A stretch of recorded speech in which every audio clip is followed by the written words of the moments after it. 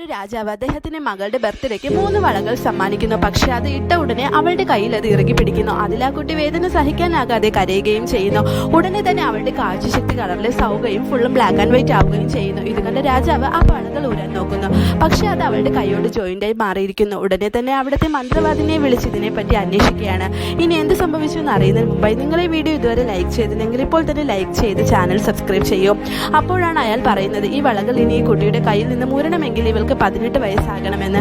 സത്യത്തിൽ ഈ വളകൾ എങ്ങനെയാണ് ഈ കൊട്ടാരത്തിൽ വന്നതെന്ന് വെച്ചാൽ, കുറച്ച് നാളുകൾക്ക് മുമ്പേ ഈ കുട്ടി അവിടെ കളിച്ചുകൊണ്ടിരുന്നപ്പോൾ രാജ്യത്തിന്റെ മാപ്പിൽ കാലുതട്ടി വീഴുന്നു. ഇതുകൊണ്ട് രാജാവ് വന്ന് നോക്കുമ്പോൾ മാപ്പിന്റെ ഒരു സ്ഥലം മാത്രം ഓട്ടയായിരിക്കുന്നു.